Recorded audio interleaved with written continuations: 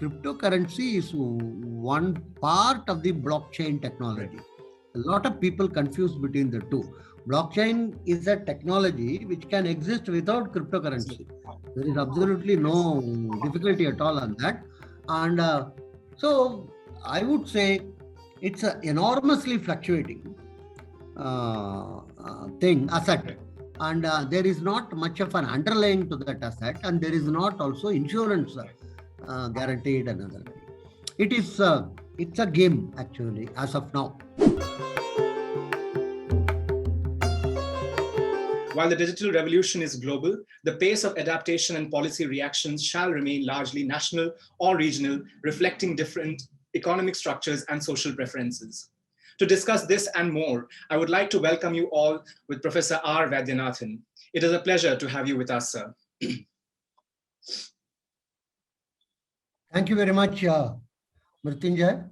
Thank you, sir. It was a very nice introduction, and thanks for the Infinity Foundation for providing this opportunity.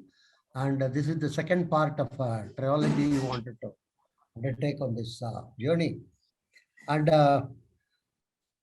today we would be spending some time on the impact of technology on us, as well as on various dimensions like reducing corruption, changing the contours of institutions, and as Mrityu correctly pointed out, it could create what one can call technology unemployment.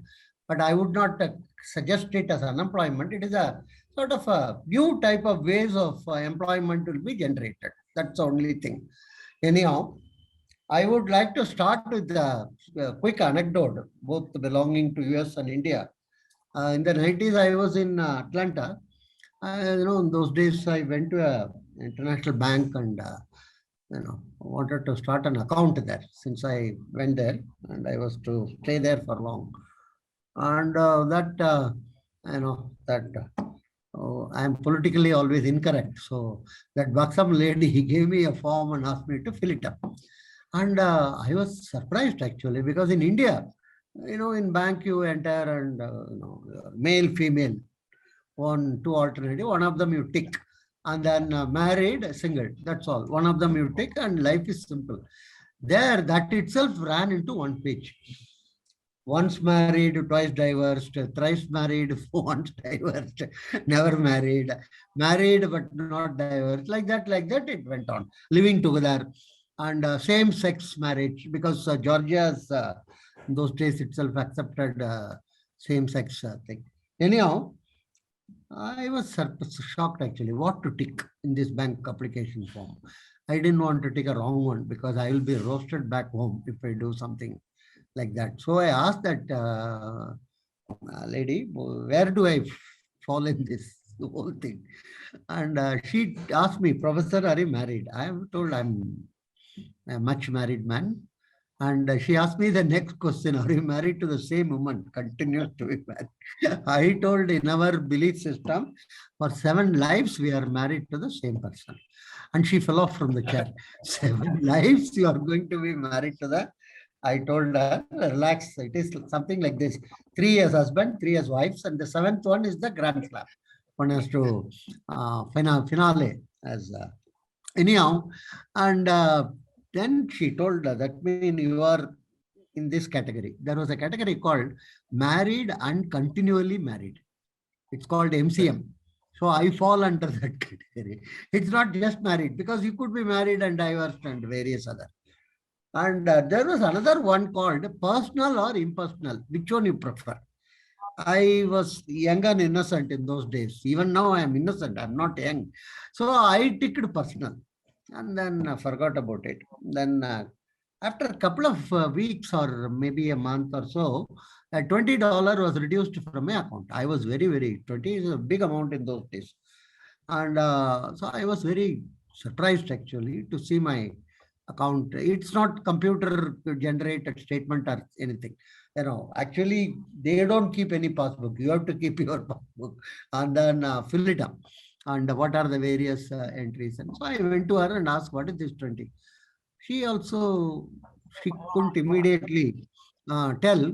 Anyhow, she looked at my application and then you have ticked personal. I told her, I don't know what is that. Personal mean you will be charged. Otherwise, you should be impersonal. That means you should come into the bank through the internet, through the telephone system, or through ATM. These are the only one. You physically, if you come into our branch, then you will be, to check anything or do to some trial, you will be charged. He told, what is all this? And of course, I used to visit the branch more or less daily for the simple reason. It was located in between my apartment and department. So I used to go and it was air conditioned and free. Wall Street Journal used to be kept there and I can read it for some time and then. So anyhow, I told her, make it completely impersonal, nothing personal. So that, uh,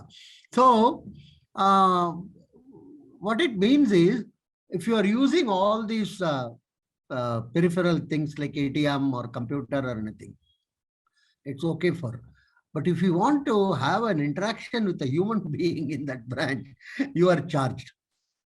Right? That's the same actually in India also. Incidentally, I'm told that today, some of the international banks charge you if you physically visit their branch to sort out some issues or something. They charge 100 rupee or 200 rupee or whatever it is.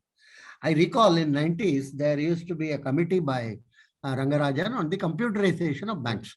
So I used to be associated with that group and we were doing some work. One Gurudas Das Gupta, he was a communist leader. He was a uh, very knowledgeable, intelligent person. He was the president of that All India Bank Employees Association or something. And they were stoutly opposing any type of computerization because they told this computerization are all for classes, not for the masses. And also, like jobs will go and all the thing. Anyhow, we had a seminar or whatever you call it, get together or conference at our institute. He also came actually. We were discussing. He told the professor, "What is this? Why are you encouraging all these things?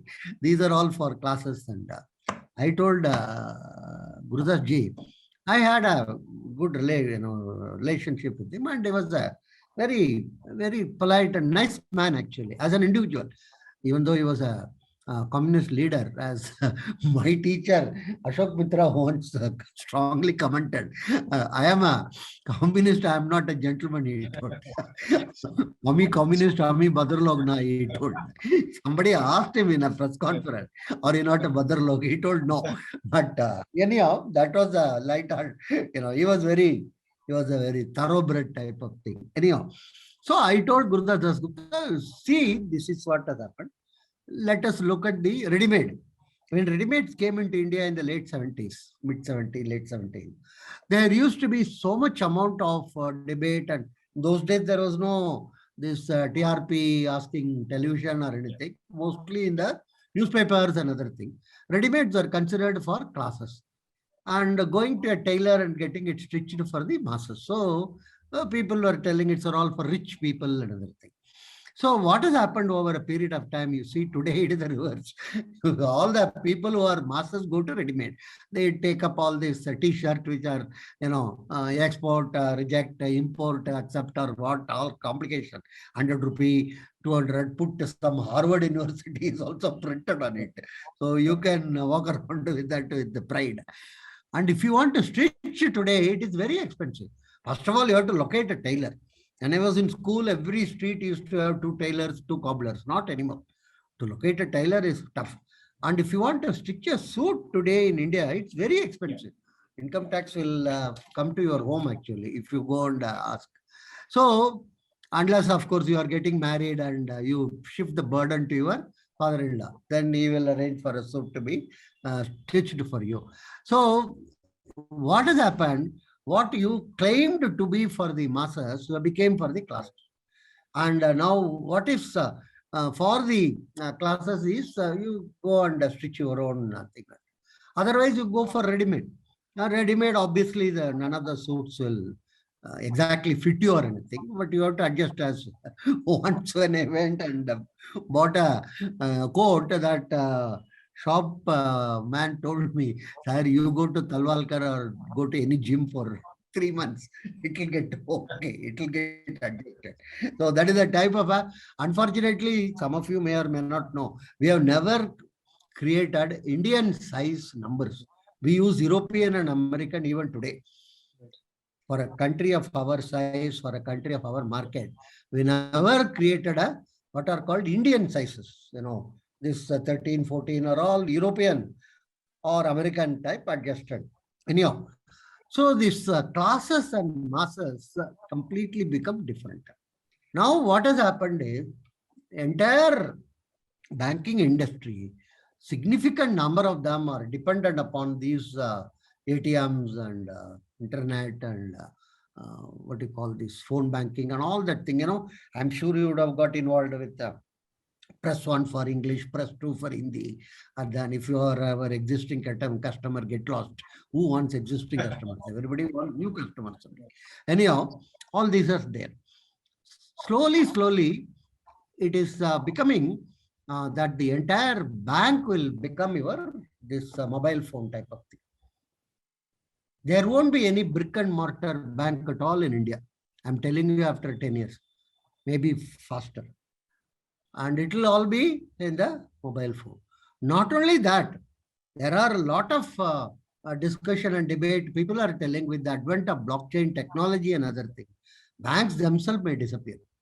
It will be between transaction between individual. What is the role of bank? Is an intermediary in the sense some value add it gives, and all the households go and keep their saving there, and they distribute in terms to the business and commerce and make some margin. They pay the household something like say 6%. They charge when they lend it at 8% or something. The 2% is their gap. So this is what bank is primarily a intermediary with value add. But new type of technologies which are coming up is endangering bank itself. I'm not telling banker, bank is dead as we understand the way it is going on, right? Similarly, you look at the situation in the stock exchange. Some of you may not even know or recollect. In the 90s, we used to have 23 stock exchanges in India. Every state had one stock exchange. Some of them had two, like Bombay had, Maharashtra had Bombay and Pune. Then Karnataka had Mangalore and Bangalore, like that. Some of them had two, most of them had one. And other than that, roughly 130 or 135 locations, stock exchanges are functioning, but not recognized, unrecognized. People used to assemble in the evening, and quotes used to be given, and then settlement used to be done on the same day. Today, you see, all of them have become different. For the simple reason, you have this integrated software developed, and then you can transact sitting in a small town at the Bombay Stock Exchange using a broker.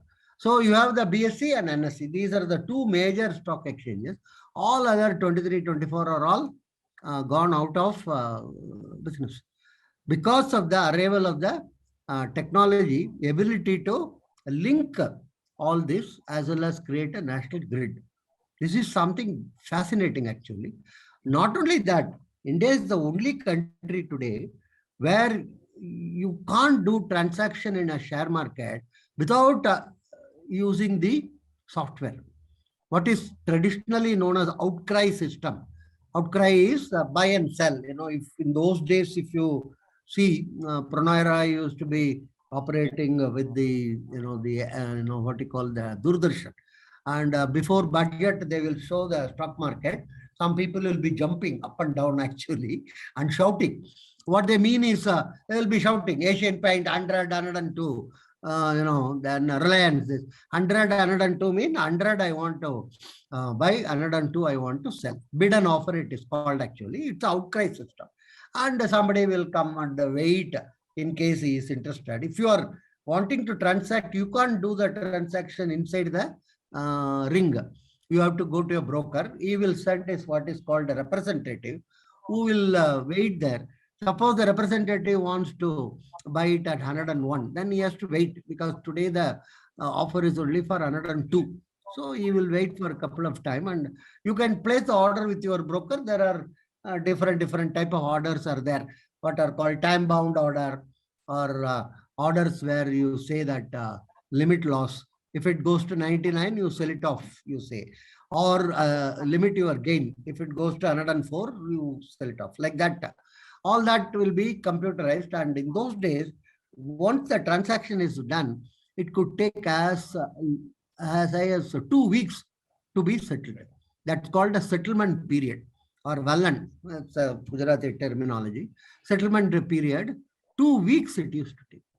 Today, in India, the entire order placing is by computer system. The what you call the trading is by computer system. Settlement is by computer system. Clearance is also by computer system. And it is today T+2. In the sense, if it is, say, Monday, I place an order and I want to buy some shares. Then Wednesday, I have to pay the cash. And similarly, whoever sells it, he should be willing to provide the shares on the Wednesday. This is the situation today. What a major improvement has come. Actually, in our case, the pendulum swings from one extreme to another, if you ask me bluntly, in the sense we are extremely primitive or we are extremely on the other end of the spectrum, because countries like Japan and US even have not completely banned the outcry system. Some of them still has outcry system, because some, many of the brokers feel that unless we see physically the counterparty, how his eyebrows are knitted or how his eyes are closed or open, we will not know actually the quote given, whether it is genuine quote or he is trying to, because purely based upon the ID number in the computer, we really don't know anything. So that type of a complaint is also there. That's what you call sociological and other type of aspects of transacting. Anyhow, so technology has wrought huge amount of changes there in the share market system itself, actually, and in terms of settlement, and so many other type of products like your derivatives, futures, options, all of them are now on a system basis only. There is nothing which is outcry or which is outside. So we can see in our own personal experience, huge amount of changes have come about because of the technology. And I will, and this comes very swiftly sometimes, very quickly. You think something will take place in 10 years, but it takes place in 2-3 years. Example I will give. In 1980, I came to the city of Bangalore. I was told that better you go and book a telephone. 1980. So I went to the local South Bangalore telephone office, and then 750 rupees I have to pay. I paid that and then booked a telephone. He wanted me to fill, type some form and other thing. There was no Xerox facility or computer in those days. Fellow was sitting with the Remington typewriter. I gave it to him and he typed all the thing. And the carbon which he has been using for some 700 years or something, I'm sure. Even the original print itself was not visible. Anyhow, I got it typed. I gave him 5 rupees. He charged me 3 rupees and 2 rupees I have to return. He has to return. He didn't have change. Anyhow, I came and gave it to the clerk, the cashier. He told, where did you type it? I told, I typed with that fellow only. Then it is okay, because nothing is visible in that. Anyhow, and then he took the cash and then gave me the receipt. He told, keep it very carefully. I came and kept it in my bank locker. That was the only asset which was inside my bank locker. Nothing else was there. So, believe me, 1980, I booked the phone. 1992, I got a letter from the Department of Telecommunication telling you have been allotted a landline. And those days, only one line. And there was a crowd outside my house as if I have, achieved a Nobel Prize or something. Sir, you got a telephone, getting a telephone line itself was such a major achievement, actually. Then I have to chase that lineman and other thing, get it fixed. And, it was one of those with this rotating. You have to rotate the phone for numbers. And Bangalore, if I remember, had some 5-digit code numbers only. And this, if you rotate after 3, it won't go anywhere and it will stop. So that is the biggest. Anyhow, that equipment was something which was nice. Recently, I went and returned it actually. I have kept the receipt also. I wanted to collect back my, because I thought no point in landline, and my children and grandchildren are telling, keep it, uncle, because after 10, 20 years, you can sell it in London, that auction as a, old one. And it was a very nice one, black one with a, I don't know why they gave me a one with a golden type of border also. Anyhow, so that's what I want to say is 80 and 92, see the difference. And today you have so many type of phones available to you. Maybe in a couple of days or weeks, depending upon the type of KYC and all those forms and other things. Otherwise, the SIM card you can get, and different colors and varieties. You can have black or blue or red. And recent statistics suggest something like 650 or 700 million. We have got smartphones. Other than that, there are non-smartphones also in the country. And the broadband penetration is increasing like anything in interiors also of the country. Why I am telling is the change can come very, very fast. Similarly, 76, I booked this Bajaj Chetak for foreign exchange basis when I was abroad, and came back 83 only. I was allotted a vehicle. Waiting time was so long, and there was only one type of thing, product, a Bajaj product in those days. And, such a, crazy type of thing. Anyhow, today you see the number of vehicles available to you. I call it as post Narasimha. I divide the economic situation into two parts, pre Narasimha and post Narasimha. He has never been given adequate credit for the thing which he did. Anyhow, today you have something like some 18 to 20 type of varieties available in the market of two-wheelers, motorcycle or scooter, or and then color, and then automatic, and now this electric also has come. So all these changes have come about in a very fast way. One thing we have to realize is we Indians are not innovators. Let's be very clear about it. I don't think we invented anything late recently, but we are adapters. We adapt to things very, very fast. This is the very important difference. We don't, initially when the, what do you call this, Maruti came, many people told, how are we going to manage? Because the earlier ambassador car used to have only one wire. That's all. If you open the bonnet, you will find one wire only. That's all. Somewhere in Birbhum or somewhere in Bengal, I got stuck. At first, I asked for my kerchief. I was very shocked actually. He told, Chalega, we will use this for and then, of course, I should mention this. He also searched around, and a nearby shop got a condom. I don't know if used that also as and that's all was the car. Nothing more or nothing less. But when the Maruti came, people are told, oh, it is software and this and that. How will we manage? We adapted to it so fast in terms of repair shops, in terms, small towns also, people will, if there is some problem, he will come and rectify it. There is no difficulty at all. Same thing, cell phone. In deep interiors also, there are shops who will come and open the cell phone and do some miracle type of repair and give it back to you. We are great adapters. We are not, we never invented any. We can't be accused of inventing any of these things at all, including even the media thing, social media, none of it is our own. Thing, or your Facebook and all the thing. And compare it to China, we will discuss it in some other context. Everything is theirs actually. Their Twitter, their Facebook, there. So, but we are very fast in adapting.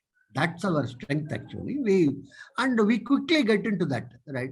Recently, there was a report about, some people, the phone is getting misused because some people ask you for a pin and other thing, and then they swipe all your money. And very interesting. I was talking to a cybercrime person.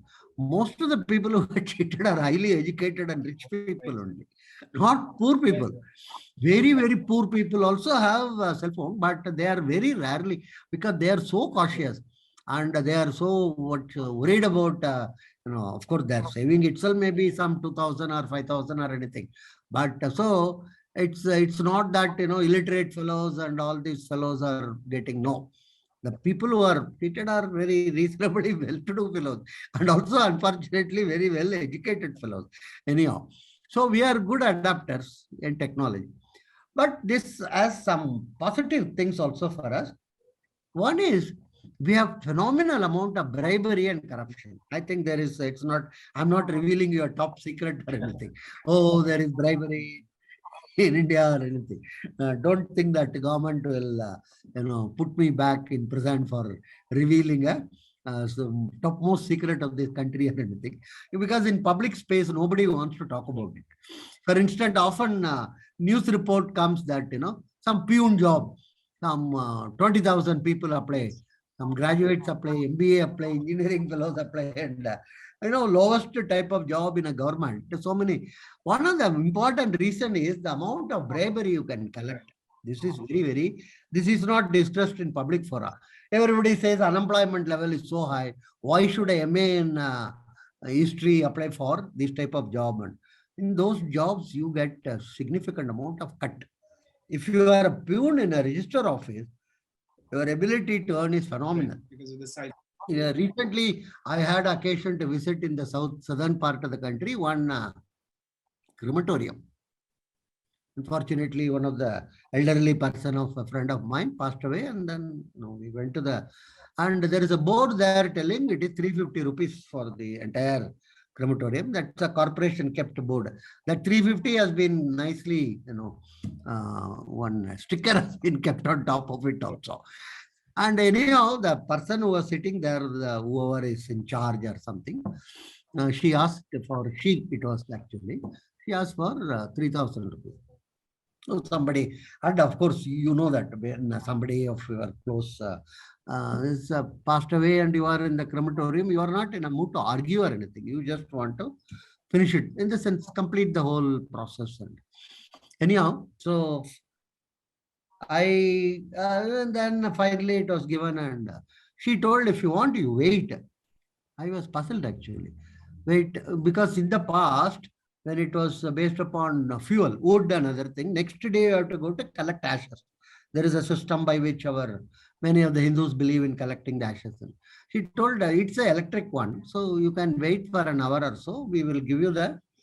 So we were waiting. Some people went to have a cup of coffee or something.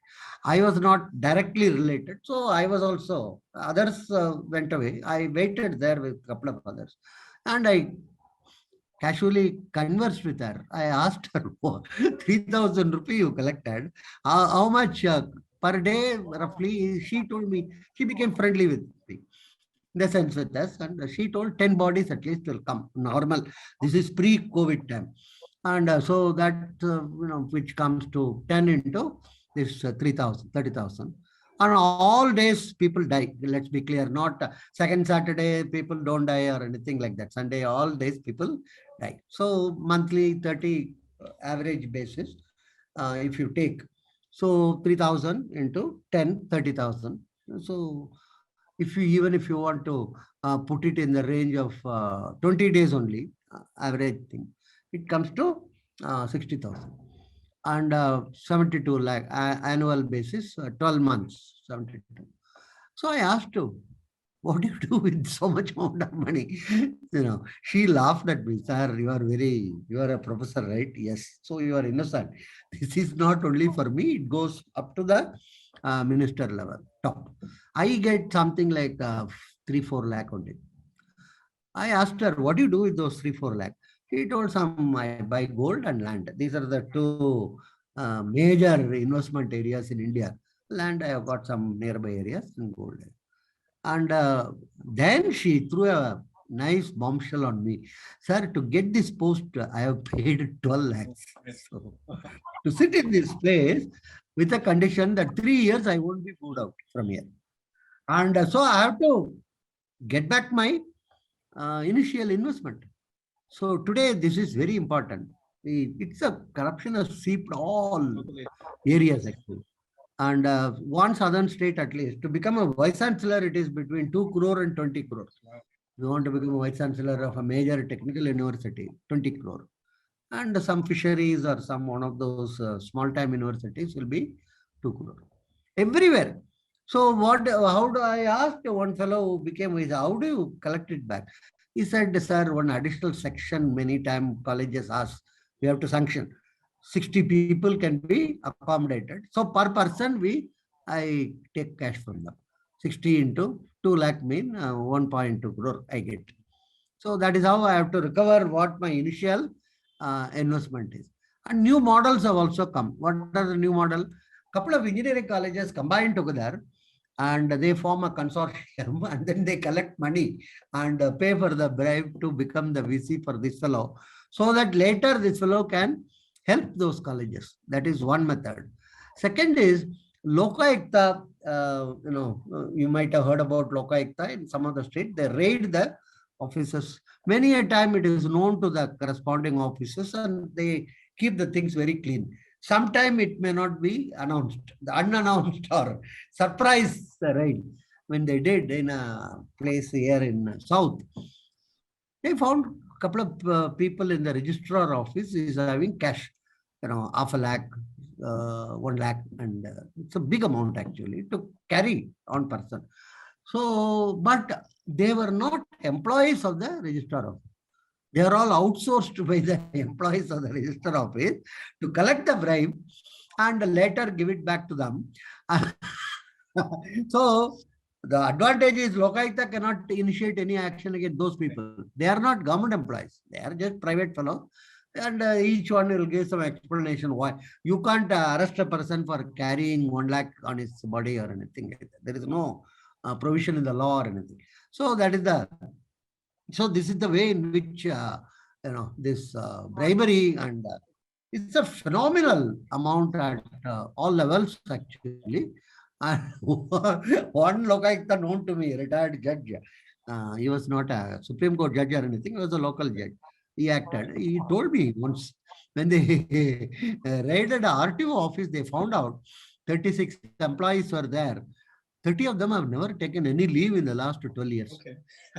I was also shocked actually. Such a type of, devotion to duty and other thing. He says, Professor, forget about it. Every day there is a batwada. So every day evening they have to sit and share. If you are not there that day, you can't. So he says once actually a person came in a wheelchair with when he was giving saline water and other thing, but attended the office, collected the amount in the evening and then only. So this is the way in which, but most important is the technology is altering the way in which all these things are currently being conducted. One example I will give you, railways. If you have traveled in railways before 92, 93 period, you have to meet with one gentleman called TTE, a man with a black coat. He will be sitting in the platform and you have to meet with him. And unless and until he gives you the blessing in what you understand, you cannot travel in that country. You have to go to him. And then, sir, there will be a small crowd around him, actually, 7, 8 people waiting before the train departs. And then finally, the market will operate. You have to pay him some amount. He will say, okay, you get into that. And he will allot you a seat. And this is used to be the practice. And one southern major in the railways, he told me that from the cabinet minister at Delhi, telephone calls used to come. Who should be TT in which station? Madras Central, Sialda, Howrah, all these, because these are called ATM posts. These posts are all huge amount of. So that means the cabinet minister at Delhi used to be very enthusiastic about it actually. Some cabinet ministers of railways are over enthusiastic also. We had one person called Ganikant. I do not know whether you are aware of it. He is from a place called Malda in West Bengal. He was very enthusiastic and he was very conscious about the constituency. So he wanted every train to stop at Malda. So the joke is like that in those days. He told Brindavan Express also should stop for 4 minutes. Somebody told, sir, Brindavan is between Chennai and Bangalore. How can it stop at Malda for 4 minutes? So over enthusiastic people were also there. Point is, today you see, the entire system has completely changed. And it was by the one of the government companies, not even by the biggies like Infosys or Wipro. They didn't computerize the railway system. It was originally done by one of the government companies. And this altered the way in which we are functioning. Today, you book through the internet and even upgradation, if you are on a waiting list or if you are, reservation again, cancellation and other thing is done on the system itself. You don't have to. And then more important is you don't even have to carry the ticket. You have the SMS coming to you in your mobile and you show that to the checker. That's all. Yeah. So I Unbelievable changes come about. Yeah. So I mean, yeah, that was a beautiful exposition of how the firstly, I think the ubiquitous nature of corruption and how it has percolated through various cracks and crevices and creases of the society that we have today. But more importantly, I think the rapid advancements in technology, how they have shifted, for instance, customer attitudes and capabilities in terms of doing various things. I think that is very important. So technology has obviously facilitated the expansion of on-demand services through digital channels that offer customers immediate services in terms of e-commerce, retail, food delivery, or even healthcare, which is coupled with speedy and convenient delivery. So there is almost a behavioral, economic aspect, where it comes to when it comes to delivery and how it is kind of brought forth in the market, and the interface with the customer at the last mile. Connected to this is this idea that digitizing the experience economy or even the retail, the behavioral economic aspect of it is very important, and that has involved a spurt in data, and its control, with personalization in customer experience being very primary. And in this context, artificial intelligence and real-time behavioral data has become significant, with the need for multi-channel access for customers, the usage of these channels over time by these customers, and the feedback thereof. And so, what is your take on the importance of large data processing technology, on artificial intelligence itself and machine learning when it comes to taking the economy? Yes, yes. Huge amount of data is now, incidentally, very many people are concerned. And one more example other than railways I wanted to complete is the passport. Right. In India, it used to be such a huge hassle getting a passport unless you go through agents and other things. Not anymore. It is now with the TCS and various improvements have come, and you can book through the internet and then you get it back.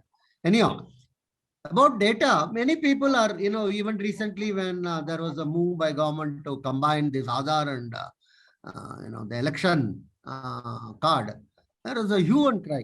Even Aadhaar itself, all my particulars are going to be leaked and privacy is. They don't understand. A company like Google has got more data on me. I think they may be having my horoscope also. I'm sure that Kundali they will be story, because I am just telling, not me, but somebody might have sent the horoscope to some other location or somebody else. So the WhatsApp would have captured it, or God knows what type of information they may be having, another thing. So there is a Swiggy may have more data on you than Government of India. So one is the database, of course, is very large. More important is how it is getting used and how the type of analytics. And a country like India, it's extremely important because of the huge market we have got. And I am very, very sure all these major companies have got huge amount of analysis of our data. They have more information on the behavioral pattern of individuals than even the government. I'm very convinced about it actually. And this privacy, I'm not very sure about it. What type of privacy we would like to have. We would like to, I recall the very interesting thing. When I was a child, some of my elders used to keep diary. everyday events and their emotions or God knows. They used to keep it very, very in a locker type of thing. You are not expected to read the diary. It's considered as very great error you could have done. Today, fellows put all those things into Facebook and they want people to read it actually. They say, how many hits are there in my Facebook? No, nobody is. The world has become ulta actually. one time you were not wanting anybody to read. Today you want all people to read. And this, I am not so much into this privacy thing at all actually. As long as, what one can call significant amount of erroneous steps are not taken against you, right? For instance, in US, this so-called social security number, it is supposed to generate so much amount of information on you that one number, once it is fed, it will tell so many things about your tax position, about your this, if you have been convicted earlier, and this and that, another thing. So that is a what one can call, there is always a what one can call a conflict between privacy and efficiency, and as well as in terms of dealing with various aspects. Now the private companies have got a huge amount of access to you and your data, and people are only complaining about government. According to me, government may even collect a lot of data, may not use it actually. Like complaints, I know you will be shocked to know there are some 42,000 type of compliances companies and banks and other thing have to do for various type of agencies at center. Nothing, a simple bank itself, I'm given to understand some 60, 70 compliances they have to do. I do not know who reads all these things, but in spite of all this, we find bank failures on a regular basis. So it's a question of, according to me, much more important is the usage of the data, how it is getting interpreted, how it is getting utilized, how it is getting. I am sure some of these global marketing firms would be definitely doing a good job of it in terms of segmentation, in terms of differentiation, in terms of selling their product. I'm not so sure about how much government is. Right. Government generates a lot of data. On that, there is absolutely no difficulty at all. But do they use it? Do they analyze it? For instance, you go to our famous national income statistics, Ministry of Statistics and Program Implementation website. They keep a lot of data. And one thing, in as far as government is concerned, whatever was in the book form, even banks many a time, whatever is in the book form has been converted into software. That's all. They don't, if in the book something was on the left side, in the software also it is on the left side. That's all. Not, for instance, if I want to just take one series of saving data on India alone, it's not available. You have to go to the website and then find out each year what is the thing, or the consolidated data. What I want to say is their ability to analyze and provide meaningful data. That is one. Second is, as far as the government is concerned, much of the data is not timely. That's a major issue actually. For instance, the quarterly, the last quarter is considered as October, November, December. Now December is going to end. This quarterly GDP numbers or quarterly various number would be available to you only at the end of January or February. Right. So timeliness is another major. The third is updating. Everybody cuts ribbon, every state minister cuts ribbon, and all are very great. It comes in newspaper, and this department has got now what one can call their website. And I have done a study of 21 major states. 28 are there, many of them are small. You'll be shocked to know many of the state government websites and data has not been upgraded after 2014-15. Oh. Sometime as early as 13, 16, 17, some rarely which is available for 1920 and other. What I want to say is, claims are very large. Claims are very large. And much of the data which these people spout in the TV discussion or in the the government, what I call POTA data, POTA, Right. pulled out of thin air. That is what I call POTA. Just something they will say. And for instance, a simple thing like caste. Yeah. So much we talk about caste basis. That caste will vote for this party will not get the vote of that. We don't have any data on caste at the constituency or district or state level. The last caste data available to us, hold your breath, is 1931. Right. And that was used by Mandal Commission in 1980 to decide how much should be the reservation for various castes. 1931 census data. Because till the British were here, they collected this data. 41, because of the Second World War, there was not much of a census. 51, Nehru told caste is abolished in India. In India, everything is by assertion. Right. Caste is abolished, dowry is abolished, religious differences are abolished. Actually, so that's why we call it in India the law and practice. Right. All over the world, you go to Europe, you go to England, US, there is a course in chartered accounting or commerce that's called banking law. Right? India alone, it is called banking law and practice. Similarly, everywhere the course is called taxation. We call it taxation laws and practice.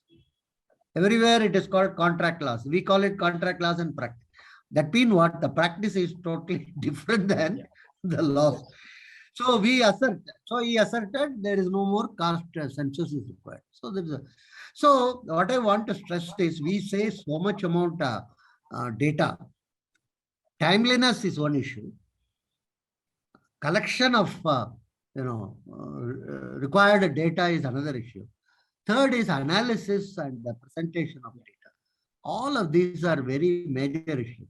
Some of the private companies may be doing a better job, according to me, particularly the multinational corporation, because they are more interested in their sales, in their targets, for that they have to find out how many people take chicken with naan and naan without chicken and all that data they require. I'm sure Swiggy and Zomato will have. They published recently some data about orders being made in several metropolitan cities. Right. Calcutta, how much, number one was something like chicken tikka or something. And every city, they published, biryani was top in the list. Masala dosa was also there in the list. Interestingly, not of southern states. Masala dosa was in the northern center. What I want to say is they have collected all these and they have, and you require huge amount of, what one can call software capability and also people who are analytical. Yes. People who know how to. And that's a field which has got a huge amount of opportunities, according to me. Analytics is one of the major areas. And so I am not one of those who is sold out on this so-called, data privacy and all these things. I don't think that would be such a major type of a concern as far as I am concerned. I am looking at it actually. So, I mean, that's again, a very, very important point, because I'll be coming to that in our third part, where there is a Chinese firm, for instance, which has had a fairly wide reach and scope in terms of what it covers and what data it is keeping, right? I mean, so there's a lot of use in geopolitics and strategic affairs. Sure. So they seem to have collected huge amount of data in Europe and so many other places also. So, but another place where China has been making strides, and we in general in the world are kind of coming towards, is that of tradable digital assets, which are cryptocurrencies essentially, as we know them. And they have revolutionized the way we think of money itself, right? So you mentioned in your introductory statements about, the relevance of banks and the way we do transactions, the way we finance moves, and money moves in the system is fundamentally being rethought, is being, reimagined in a certain way. However, lately we have seen a significant slump in the major cryptocurrencies, be it Bitcoin, Ether, or Cardano. I think in the latter part of this year and there have been some tremors. And this was said to be due to a multitude of factors, ranging from rising selling pressure, and end of year profit taking, as well as speculation. Yeah. So in India, digital currencies on Indian exchanges slumped into a discount of up to 25%, for instance, compared to the global peers, because of also the additional panic selling, which came when the government listed the cryptocurrency and regulation of official digital currency bill in 2021 to ban all the private cryptocurrencies in the country. So do you think that the Indian markets can withstand these volatile times? Where do cryptocurrencies come in for us in the Indian market? And where do you see us going, in this? Over a period of time, we have to be, see, cryptocurrencies are not, first of all, guaranteed by any Right. sovereign entity. Like when you have a 5 rupee note or 10 rupee note, when you read it, you find the Reserve Bank of India assures you, solemnly assures you to give the equivalent of 10 rupee or 5 rupee or something. Anyhow, not cryptocurrency. Cryptocurrencies are, some of them are backed by gold, not all of them. And so one has to be cautious. What I want to say is, these are initial enthusiasm, huge number of them. And somebody in the last count told as high as 60,000 or something are floating in the market. And the type of exchanges itself, some 14, 15,000. So this is something like your tulip mania of the, Holland of the 16th century. So one has to be cautious. According to me, see, cryptocurrency is one part of the blockchain technology. A lot of people confuse between the two. Blockchain is a technology which can exist without cryptocurrency. There is absolutely no difficulty at all on that. And so I would say it's an enormously fluctuating asset. And there is not much of an underlying to that asset. And there is not also insurance guaranteed another thing. It's a game actually as of now, without any. It's something like your Teen Patti or in the Bombay, in the Mumbai market, the street corners they play in the morning actually. So until and unless it stabilizes, it will take a couple of years, I am sure. Then only one will be able to talk about cryptocurrency in a more rational fashion in terms of, as of now, there is an irrational exuberance. Somebody says, oh, I got a huge amount of gains and other thing. It is more like your Las Vegas today. So it has to. But let's repeat again, the blockchain technology is significantly altering the way in which we are going to be. For instance, the tax havens are going to be severely affected because the blockchain technology is going to tell you exactly where the funds are getting accumulated, where the rupee or dollar is going and other. Similarly, export-import. When I export something to Germany, the blockchain technology can immediately capture what I export and what is imported in Germany. So the trade mispricing or under-invoicing, over-invoicing will all become very, very difficult. So blockchain is going to, if I want to use the word, create havoc in the way in which the entire economy and finance is going to be dealt with the next. So crypto, according to me, I will take another at least 1 year to wait for it to stabilize. And I am sure those cryptos which are based on some type of either gold standard or the output of those cryptos themselves are restricted or limited. It's not unlimited or anything. And all these factors will play a role in stabilizing that. Not that it will go away, but let's be very, very clear.